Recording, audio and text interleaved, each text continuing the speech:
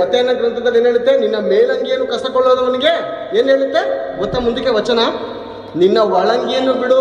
ಒಳಂಗಿ ಯಾವನಾದ್ರೂ ನಿನ್ನ two wheeler ಎತ್ಕೊ ಹೋಯ್ತಾ ಇದ್ರೆ ಪೆಟ್ರೋಲ್ ಕಾಸು ಐತಾ ಇಲ್ವ ಅಂತ ಕೊಟ್ಟು ಕಳಿಸ್ಬೇಕು. ಆ ವಾಕ್ಯ ಅದೇನೇ ಹೇಳುತ್ತಾ ಬೇರೆ ಹೇಳುತ್ತಾ? ಏನು ಒಳಗಡೆ ಗಬ್ಬನಾಥ ಹೊಡಿತಿರುವಂತ ಬನೀನ್ ಬಗ್ಗೆ ಹೇಳಿದ್ರ?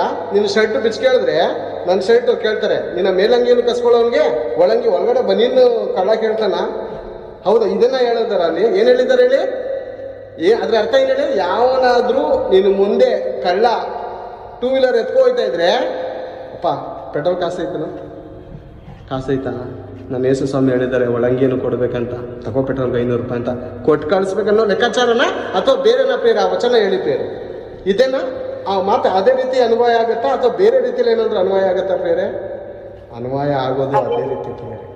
ನಿನ್ನ ಒಳಂಗಿ ಕೇಳೋವನಿಗೆ ಮೇಲಂಗಿ ಕೇಳೋವನಿಗೆ ಒಳಂಗಿ